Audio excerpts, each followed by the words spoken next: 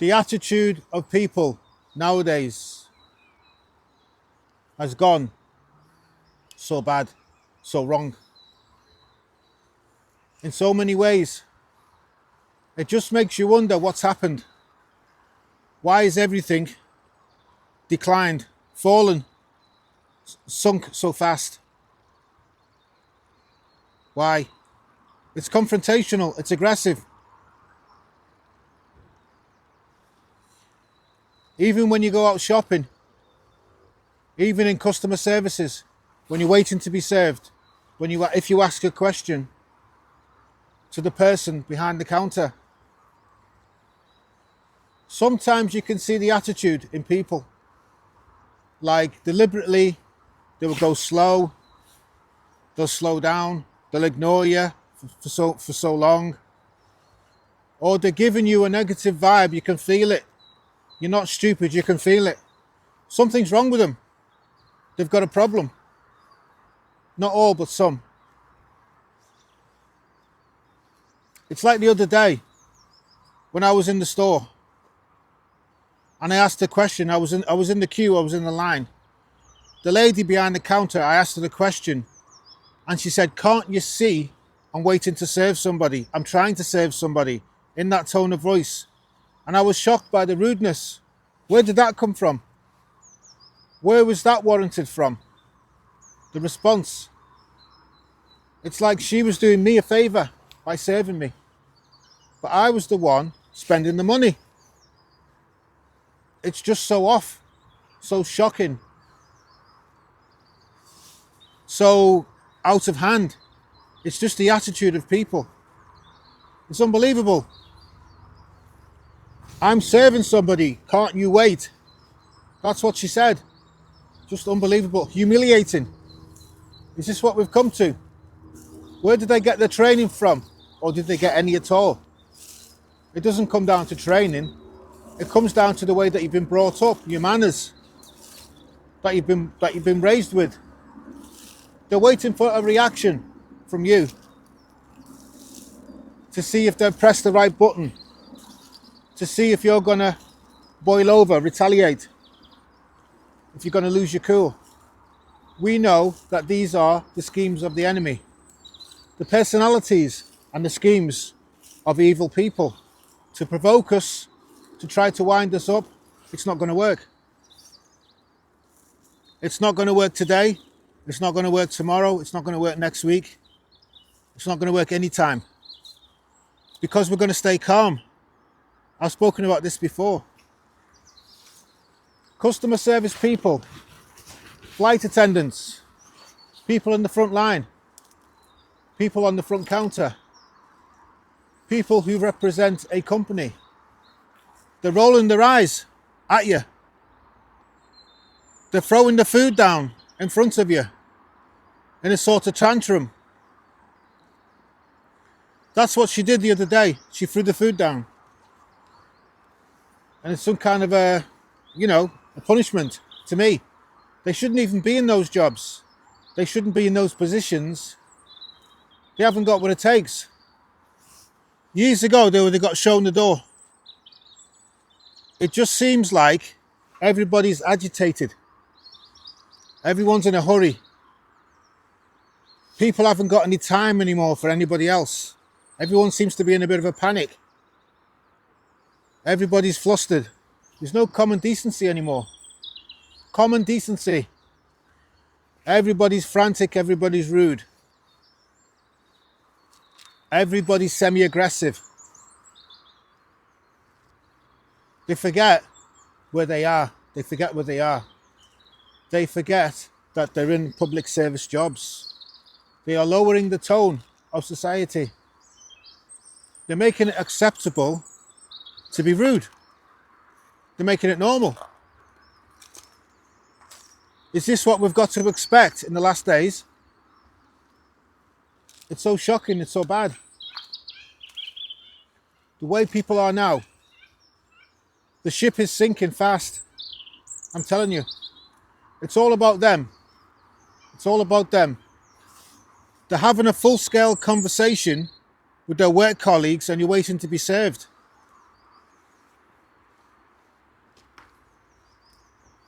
But you've got to wait until they're finished before they feel like acknowledging you, before they feel like turning towards you. It's like you don't want to interrupt the social time. You're waiting to be served. I don't know if it's like this in the US, but the UK has gone this way. And it never used to be like this in this country. I don't know what's going on. Public service jobs, people are forgetting who they are, what they're there for, their role and their position that they're in. It's not just to be convenient to them. They don't care anymore. It's so selfish. It's so me, me, me. It just boils down to people being self-obsessed, putting themselves before anybody else, making themselves so important, putting themselves on a pedestal. That's what they're doing. You are supposed to detach. You're supposed to focus on your work when you're in a public service position. You don't bring your baggage to work with you. Whatever's happening outside of work, don't bring it to work. Don't allow yourself to be agitated. These people, that's exactly what they do. Because they've got so much hate and animosity in them. You know, they can't contain it. It's boiling over. They don't actually like serving people. You can see it on their face. You can see it, like a sour face. Why don't they find another job that suits them? Or just stay home? You know? I know it sounds harsh. I was always told from a young age, when I started work in catering at 16, I was always told, remember, the customer is always right. Smile. Smile. You know? And you'd never argue with the customer. You wouldn't argue with them. You never rolled your eyes at them. You never tutted your lips. You never threw the food down. They're the ones that's paying for the service. And some of them will be difficult. Some of the customers will be difficult. But that doesn't mean that you have to be difficult, that you have to take the bait. So that means then, if you had a bad day where you had difficult customers, does that mean that you've got to take it out on everybody else? You've got to internalize it. You're going to react to that. No, because you're supposed to be a professional. You're supposed to be. You're going to burn yourself out if you carry on like that in this world. And this is what people are doing. They're highly strung, they're emotional, they're touchy, they're irritable. They're boiling over like a hot kettle. And this is the way Satan's got people nowadays. Just like this. It's like the personalities, the traits are demonic. You can't cope with normal life. You know? The demonic entities in people, they can't suppress it anymore. It's boiling over. The pressures of society. It's waiting to pounce. It's waiting to attack somebody. This season and this generation right now, they've got so much aggression in them. And it can't be controlled. It can't be hidden. Certain people, they can't hide it. The slightest word out of place that you don't agree with, and they will jump down your throat. The slightest thing, and they will blow up. There's no restraint. There's no control. There's no self-control in people. People who do not follow Jesus will have no control. They will operate on different rules. They will operate on the rules of the street, on the rules of whatever. The survival of the fittest, that type of mentality. Whoever shouts the loudest, whoever's the most aggressive, they are the rules that they will cling to. You just don't expect it when you're out and about. You don't expect an attitude when you're out and about. You're having a nice day. Maybe you've just been in prayer in that morning. Maybe you've been reflecting on God, reflecting on nature. You're enjoying your surroundings. You know, you're feeling good, and someone has to spoil it. Somebody has to jump on you verbally, aggressively, maliciously.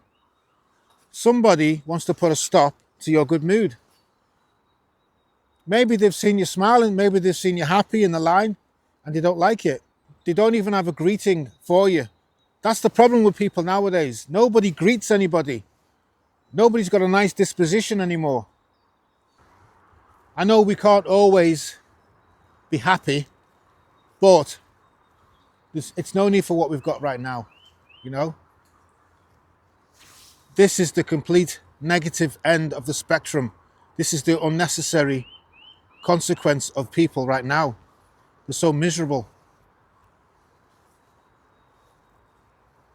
If everyone is trying to be more aggressive than the next person when they're going about their daily business, passive aggressive, if everyone's got a face like sour grapes, then what hope do we have? Amen? We haven't got any hope, because the world is the way it is. They're so entrenched in their misery and their bitterness. I saw a documentary on the TV about a well-known musician, a well-known pop star, and I was very shocked and surprised to see how easily he got agitated, how much of a perfectionist he was, how much he criticized the people that was working for him, his fellow musicians, you know, the ones that was around him at that time in the rehearsal, and how much he thought he was perfect. It was shocking and it was sad to see the way he was behaving, because you wouldn't expect these things from this particular person. He wanted the musicians to do it again and again and again and again, rehearsal. It was like unnecessary. It was like a ritual. It was like some sort of a punishment. You could tell it was normal to him to treat people that way. He was flexing his authority. He was flexing his muscles. He was being very belligerent, very awkward, very demanding. He had to show that he was boss. Even though it was a perfect performance, it wasn't perfect enough for him. He definitely had a demonic spirit in him, because it wasn't normal. Anyway, he's with his master right now. He's with his master right now, the Prince of the Airways. He is with like-minded entities right now, and they will be tormenting him. Amen.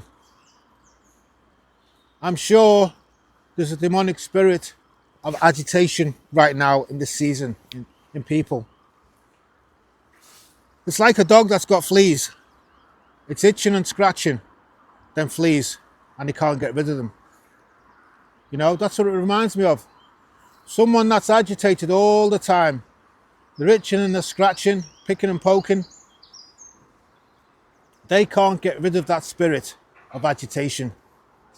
And it's overwhelming them. It's controlling them. They can't break out of it. They can't snap out of it, because that has got the better of them. That wants to take control of their lives. They're carrying something around with them every day, and it's written all over their face. They can't hide it. They don't know who Jesus is. This is how you will know people, by their fruit. This shows what a person is really all about. Even though they're trying to convince you that they're not that particular way, as soon as they come under pressure, then you will see what they're really all about. Amen. They are not at all what they portray themselves to be. When they went for that interview, that was fake, but this is the real. When you put people under a tiny bit of pressure, then you will see who they really are. Amen. There's a certain president in the world, a certain president, and when it comes to question time, at first he's okay. He answers the questions easy enough. And then when somebody probes him a bit more, when someone digs a bit deeper, he gets agitated and he gets personal.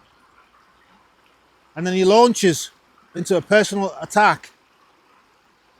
You know, he's like a tyrant to that particular journalist, to that particular journalist, to that interviewer, to that reporter. Especially if it's a woman, he will launch straight in and he won't hold back. He will have the most derogatory language.